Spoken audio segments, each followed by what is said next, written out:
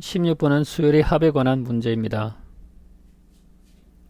SN을 먼저 써보면 높이 루트 n 플러스 1 마이너스 루트 n입니다.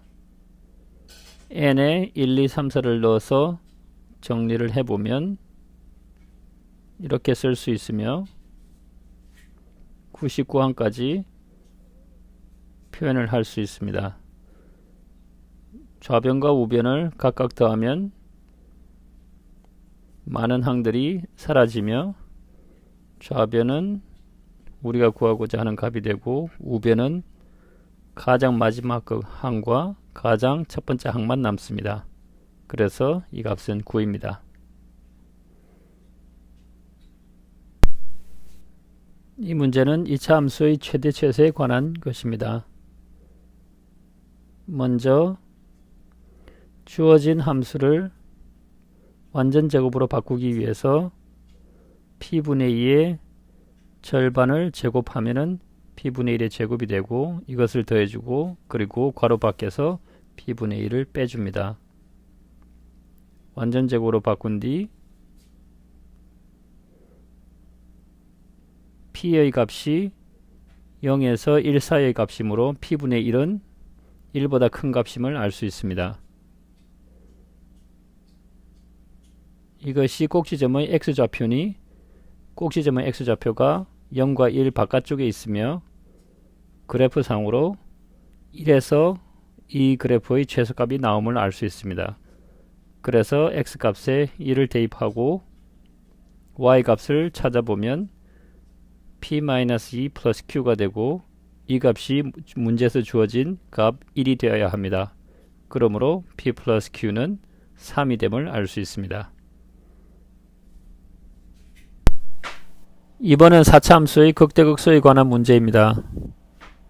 4차 함수가 주어졌을 때 이 함수를 미분하면 3차 함수가 되고 이 3차 함수가 하나의 근을 갖게 되면 원래의 4차 함수는 하나의 극소값을 갖게 됩니다. 미분한 3차 함수가 두 개의 근을 갖게 되면 원래의 4차 함수는 역시 극소값 하나만을 갖게 됩니다. 미분한 3차 함수가 3개의 근을 가지게 되면 4차 함수는 2개의 극소값과 하나의 극대값을 갖게 됩니다. 문제에서 요구한 것은 주어진 4차 함수가 극대값을 갖지 않을 조건이므로 미분한 3차 함수가 하나의 근이나 2개의 근을 가져야만 합니다. 주어진 4차 함수를 미분하면 다음과 같이 나타나며 이 함수를 인수분해하고 방정식을 풀어보면 3차 함수의 근 하나가 0임을 알 수 있습니다. 나머지 2차 함수를 gx라고 두고 이 gx가 근을 갖지 않거나 하나의 근만을 가져야 원래의 4차 함수가 극대값을 갖지 않게 됩니다. 2차 함수인 gx가 근을 갖지 않거나 하나의 근만을 가지려면 이 2차 함수의 판별식이 0보다 작거나 같아야 합니다.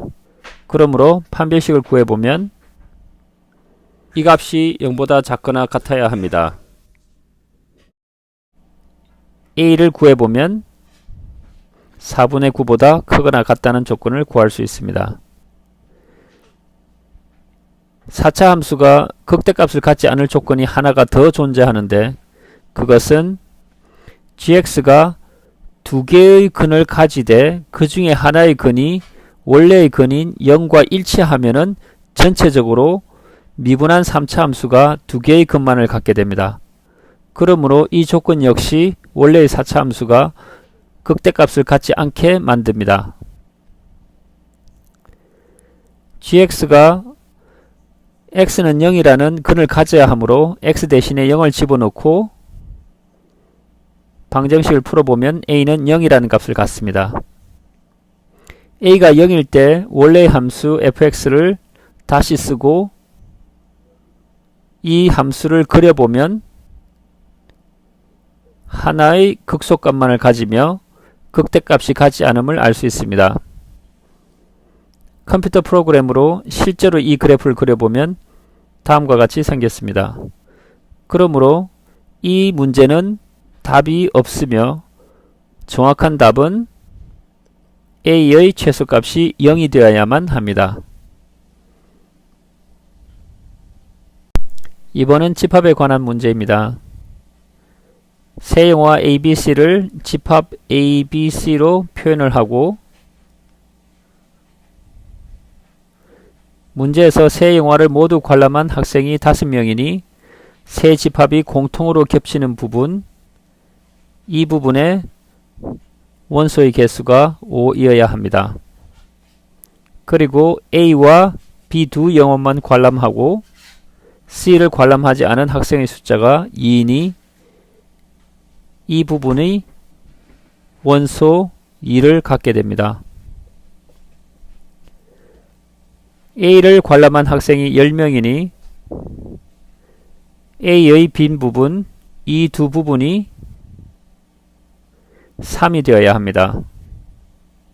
그리고 B 영화를 관람한 학생이 9명이니 B의 비어있는 부분이 2가 되어야 합니다. C를 관람한 학생이 11명이니 C의 모든 원소는 11개입니다. 그런데 문제에서 이 부분을 가장 작게 만들려면은 나머지 부분에 가장 큰 수를 채워 넣으면 됩니다. 그러므로 여기에 2를 넣고 여기에 3을 넣으면 C의 원소는 10이 됩니다. 그런데 C의 전체의 원소는 11이 되니 색칠한 부분의 원소의 개수는 1이 되어야겠죠.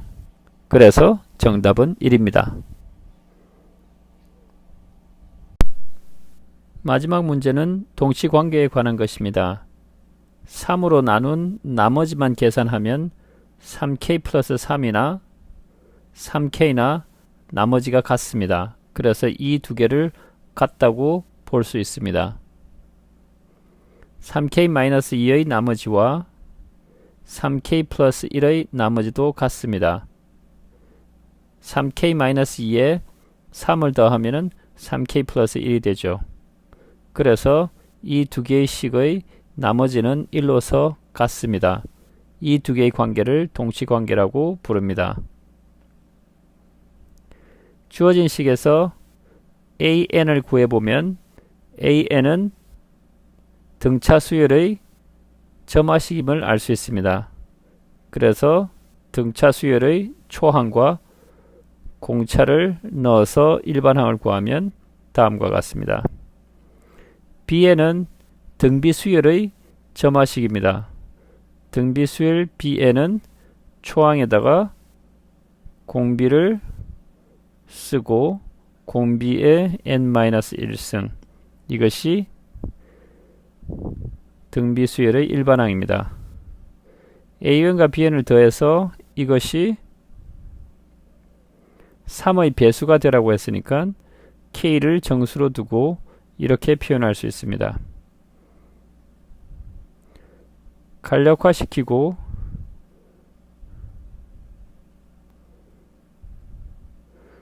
우변항을 보면 3k 플러스 1인데 3k 플러스 1을 나머지만 생각한다면 이것은 3k와 동시관계에 있습니다. 그래서 4인만 남기고 좌변과 우변을 정리해 보면 우리가 이런 결과를 얻을 수 있습니다. 먼저 n이 1일 때 조건을 살펴보면 우변은 3k-1이 되며 3k-1은 3k 플러스 2와 나머지가 같으며 m을 1에서 10까지 변화시키는데 하나씩 넣어보면 m이 1일 경우에서는 좌변이 4가 되므로 나머지가 2가 되지 않습니다. 그러므로 1은 되지 않습니다. 1을 더 증가시키면 나머지가 1이 증가하니까 2는 해당이 됩니다. 그리고 또 1을 증가시키면 나머지가 3이 되고 0이 되니까 이거는 해당이 되지 않겠죠. 해당이 되지 않고 5가 또 해당이 되고 두 개는 해당이 되지 않으며 다음은 우리가 원하는 값이 됩니다. 그래서 m의 개수는 3개입니다. n이 2일 때 똑같이 해보면 3k-2는 3k 플러스 1과 동치관계에 있습니다.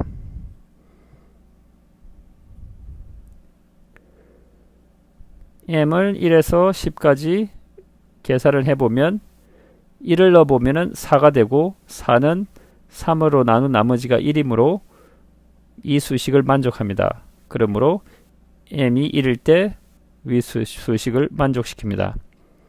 2와 3은 되지 않죠. 그리고 4가 되고 5와 6은 되지 않고 7, 8, 9, 10 이런 방식으로 해당되는 m의 개수는 4개입니다. n이 3일 때 수식을 계산을 해보면 3k-4가 되고 이것은 6을 더하게 되면 3k 플러스 2가 되죠. 그래서 나머지가 2로서 두 개의 식이 일치합니다. 3k 플러스 2의 경우는 위에서 이미 구해놨으니 해당되는 m의 개수는 3개입니다. 이런 방식으로 3, 3개, 4개, 3개, 4개가 반복이 됨을 알 수 있습니다. 그래서 n이 10이 될 때까지 계산을 해보면